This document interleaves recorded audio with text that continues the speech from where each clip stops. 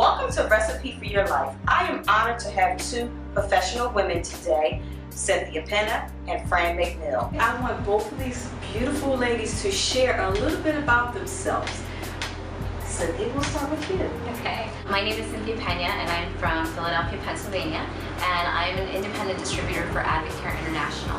How I got involved with Advocare was in 2007. I weighed 150 pounds, a constant yo-yo dieter, and so I started on product and lost 30 pounds in 3 months. And it wasn't until 2013 that I decided to do this as a business, where I would be able to pay it forward and help other people that were looking for a solution. So now that's what I do. I'm a business coach, I'm a wellness coach, and I absolutely love it. Thank you so much, Cynthia, for that great introduction. Fran, how about you share something with the ladies? Thank you, Tanya, so much for inviting me to be a guest on your show, Recipes for Your Life.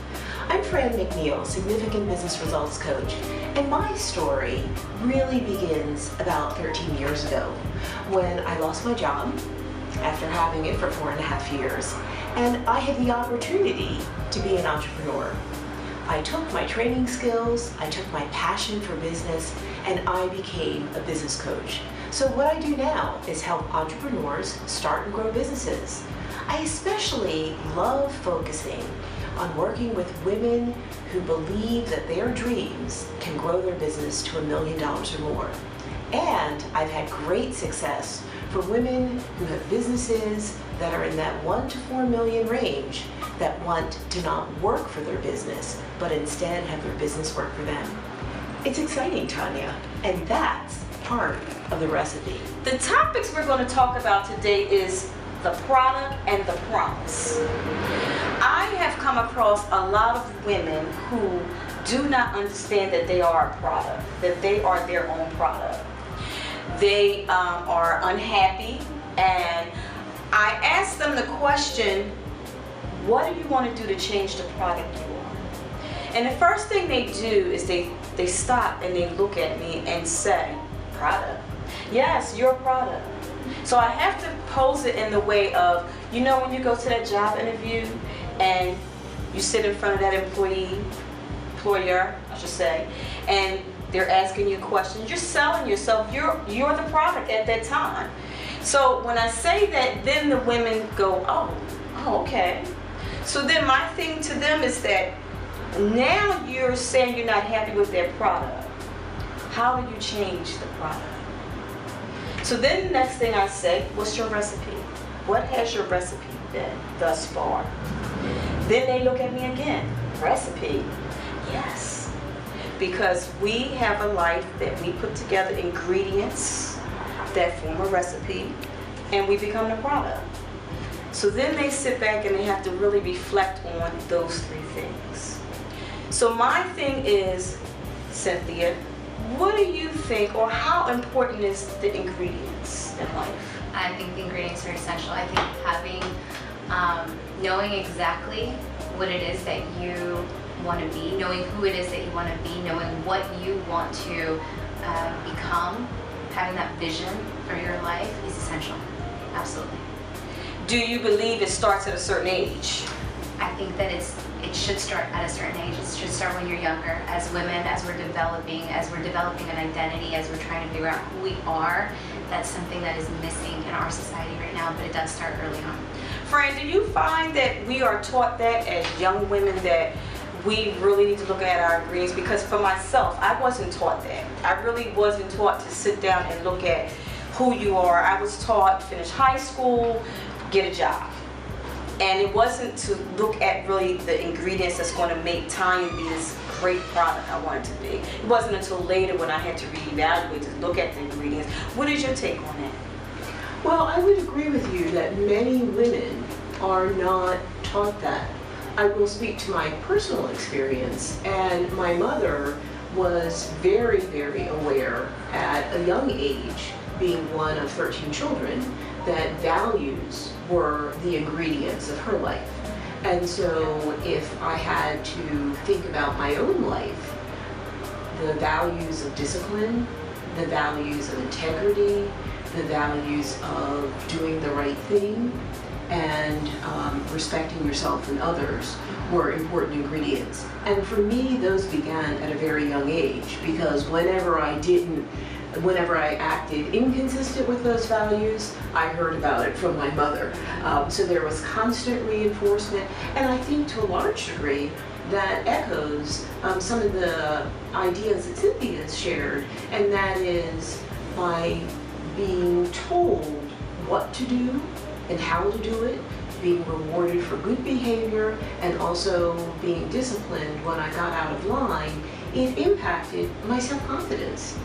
And it made a difference in how I viewed myself, to your theory, as the product, and how I allowed other people to view me as well. If you were to itemize ingredients, what do you guys think that the list would consist of? Well, for me, in my personal journey, I think number one, most important, has been having a purpose. Having a purpose for what it is that we do. The second one would be, Fran touched on it, having consistency. Having consistency in the actions, the behaviors, the activities that we include every single day. Is it going to take me in the direction of my dreams, or is it going to deviate me? Is it going to deter me? Is it going to put me on a separate path? And the third one is having a servant's heart, knowing that everything that you're doing is for the betterment of the other person. Never focusing on money or acquiring things, but who is it that we can become, and who can we help others become? Those have been the three things that have really helped me on my journey. You know, I have encountered a lot of women who get caught in what I call either the generational curse cycle or the poverty cycle. And that is, they get a job, and then they're working, and they're paying bills, and then they lose themselves, and then they have this thing inside of them. What ingredients would you suggest that would help them maybe pull out that thing that's in them, as far as maybe a dream? Fran, how about, would you say on that? Sure. Tanya, that's a great question, because I think every woman, regardless of her economic status, and in particular those that want to make that transition from economic poverty, and again, I want to distinguish, there's a difference between mental poverty, physical poverty, and economic poverty. And I truly believe that every woman is rich in terms of potential. And that's one of the reasons that a big keyword for me is being significant. So it's about being the significance. And to answer your question, for me it's the 5 Ps. It does begin with discovering your passion, being clear on what gets you excited, what are you doing and feeling when you are passionate, and who's around you and who's impacted by that passion. Again, if the passion is only about you, it's probably not the right passion. Right, exactly. The second P is taking that passion and connecting it to purpose. You know, we live in a world where no woman is an island. And so how are you connected to others? So we have passion, we have purpose. I'm a big planner, so I put planning in there, because when you have a purpose, you know where, you have an idea of where you're going, but it's hard to get there if there isn't a path, if there isn't a plan, if there isn't a blueprint. And sometimes it's hard to create that on your own. So surrounding yourself with people, that's the 4th P. Yes. People who have been there and done that. And we talked earlier about Les Brown, George Fraser. Yes. You wanna, Yes. the people who you surround yourself with do in fact influence you. And then finally, performance. And I don't mean that in terms of getting an A or having X dollars in the bank account, but holding yourself accountable for connecting the dots between that passion, the purpose, the plan, the people. Cynthia, you mentioned the sort of servant leadership. So your performance needs to be something that makes a difference for others. And those P's encompass ingredients that really do lead to a purposeful life. Love the P's. Love the P's. Welcome back. Cynthia, we often hear you are a product of your society. And I can kind of relate to that. I was a teen mother, and raised in the projects, and my product wasn't turning out to be the right thing. My ingredients weren't right, and my recipe was all off. But you know, I think that mindset helps to change those things. When you hear that you are a product of your society, what triggers your mind to be able to say to a woman, stop? My personal story actually. I was raised by a single mother who taught me to be resilient and to be a survivor and to be a fighter. She raised 4 girls. Each one of us made it through college because of her hard work and her dedication to make us, you know, thrive and be who we are today. And when I was 23 years old, I was married and I was in an abusive relationship, and all of a sudden, who I thought I was and my mother had taught me to be, which was a champion, someone that could overcome all obstacles, all of a sudden that image was tainted, and I was a loser, and I was good for nothing, and I was gonna, I was ugly, and I was just demeaned, and all of a sudden I started to take in and process through all of those words that he had said, and I started to act in that way. And what showed up in the screen of my life was all of the things that he said. I was from job to job to job. I went from 120 pounds to 150. My environment I had allowed to create my reality.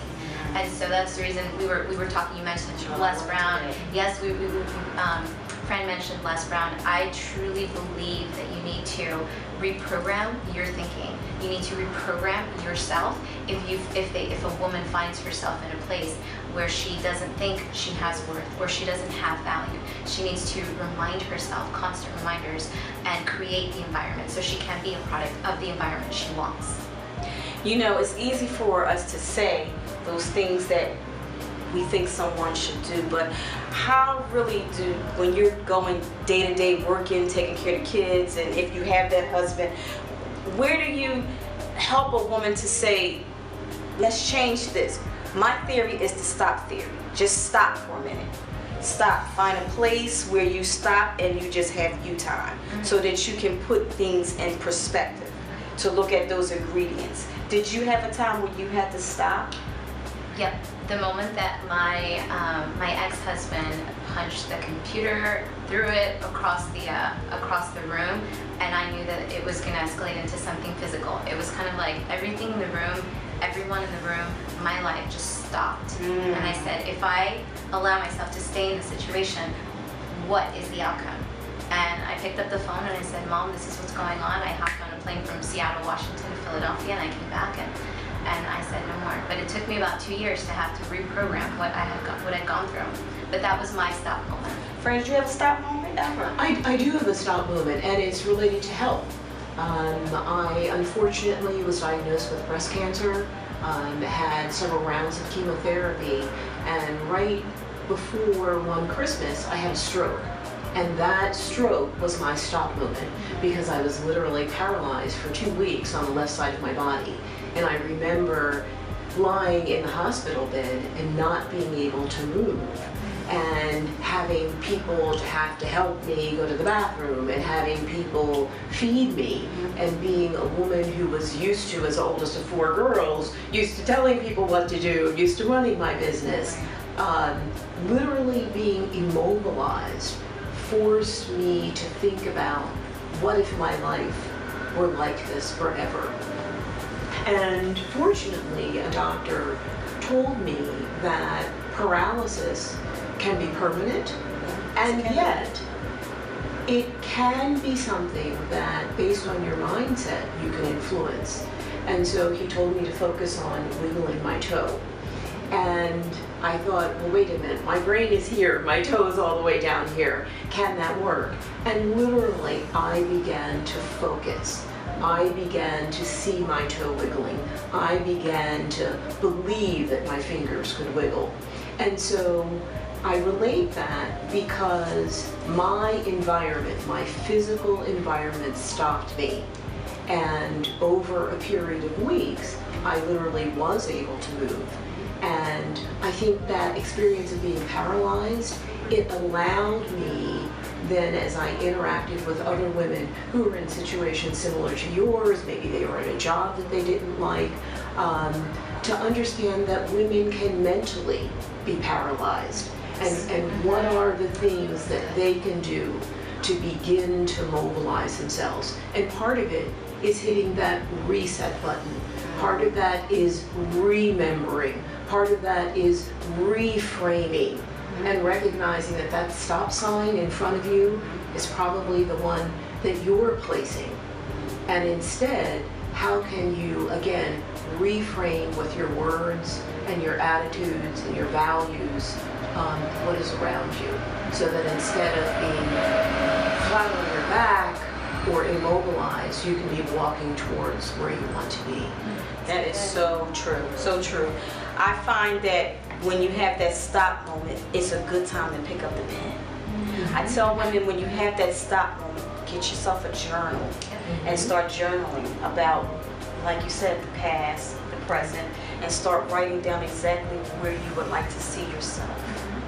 Welcome back, Cynthia. So as we were stating, what made you pick up the pen or do something to after that stop? One time I heard one of my mentors say that a wish that isn't written down is just that, it's just a wish. But once you write it down on paper, you commit it to meet a goal. And all of a sudden there's promise behind it. And so I dedicated myself to writing everywhere that I go. I take a journal, it's sitting right there on that chair. Yes, and as soon as I get off, I'm gonna write everything down that Fran said. But it's so important to take those moments of just quiet time and write out your thoughts and your fears. I think fears are so, if you allow them to stay inside of you, all of a sudden they will grow. They have this multiplication factor inside of them, and they'll paralyze you from taking action and moving forward in what you want. So journaling is a really great way of being honest with yourself, being honest about what it is that's stopping you, being honest about what it is that where you want to go, and being honest of what you're willing to do to get there.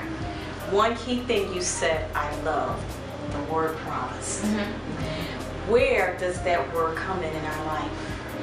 I wasn't said anything when I was young. Nobody said anything about anything being promised to me. When we heard the word promises, was either church, promised land, or Martin Luther King, promised land. But Fran, where did promise, did you ever hear promise, something that was promised to you somewhere along your path? Tanya, you've asked a powerful question. Is anything promised to a woman? I could say yes. I could say no. To some degree in our society, for women of color, a lot is not promised. However, we have the promise when we look back in our heritage, whether it's Latino, whether it's Caribbean, whether it's African American, we know of women of power, women of integrity, women of purpose. And so with that, when we're stuck, in our mind when we're stuck, not only can we write, but we can imagine, we can close our eyes, and we can create this landscape of possibilities. And that promise is guaranteed to everyone. For some women, it means talking with a friend. With some women, it means smiling at a baby. With some women, it means getting their hair done or shopping for shoes. But the fact of the matter is, the promise that's guaranteed to you is understanding that you are significant, that you deserve to be you, and that if you aren't you, if you don't share your gifts, if you don't find your gift, if you don't care for your gift, if you don't express your gift, if you don't share your gift, you are going to be stuck, and the world is going to be denied your greatness. And I think it's that energy that is so powerful. And I think shows like yours, phrases that you are sharing with all of us, the recipe for your life, helping women look back and identify on my cutting board what is going to be the vegetable, what is going to be the meat, what is going to be the starch, what is going to be the spice that brings together a complete meal, that brings together something really powerful that helps me be me. that's what it's all about. And I think in your book you share some powerful stories. And again, I just want to thank you for the opportunity to share a little bit of my story and to reflect as a guest with Cynthia on how women everywhere can go from where they are to the promised land. That was great, Frank. I so agree with everything you said. I love the cutting line. Love that. Love that. The vegetable meat, love it. What do you think about the promise or promised land, or what is your take on that? What would you like to share with women about that? There was a moment when I had attended a conference. It was a business development conference, and the speaker mentioned something that is so simple but so impactful for my life, and hopefully this will help someone that's listening in. Whatever the desire that you have inside of your heart, you have already been designed with everything inside of you to accomplish that desire, and so your desire then reveals your destiny. And for me, destiny and walking into your destiny and has all to do with promise. I truly believe that each one of us has something to offer. Fran said the word greatness. I think it's really about living greater, having a vision of greater in your life, and just wanting more for yourself, and understanding that you can have more, you can be more, you can do more. And that's the promise that I think God has given us. It's biblical for me. That's where I get most of my strength, my source, and that's what I rely on. One thing I realized, to just piggyback off what you're saying, the promise for me is that I do think that I have a promised land, and that is for me to touch as many women as I can to help them pull that thing out. Mm-hmm. But what I realized along my journey is that my life is not my own. Mm-hmm. That all the things that I've gone through, all the ingredients, the recipes I might have changed, they're all for another woman.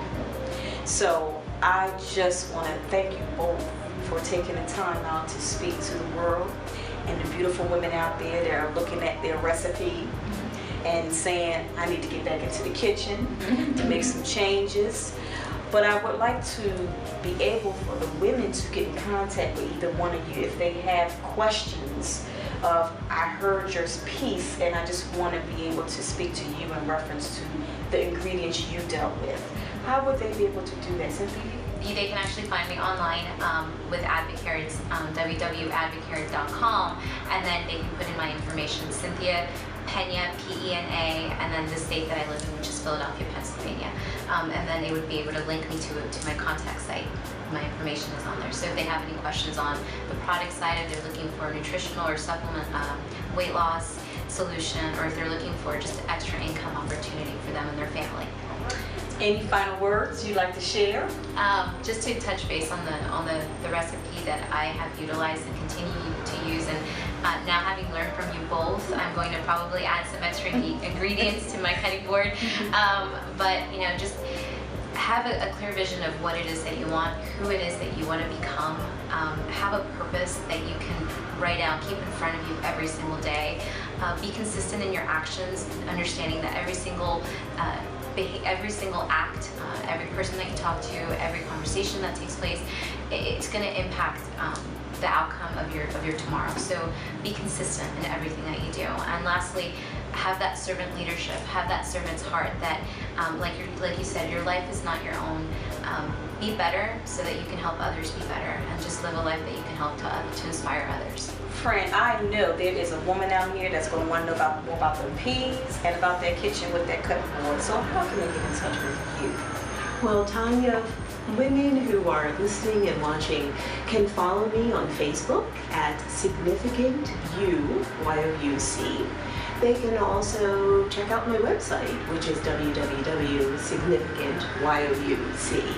And I chose that particular website and handle because I've written a book, Significant, From Frustrated to Fantastic, Inspirational Stories for the Entrepreneurial Woman. And in there, I really share 5 points. And they're based on personal stories and discussion questions. But the 5 points are, number 1, get going.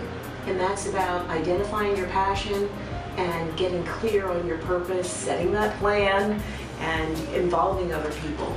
It's also embracing opportunity.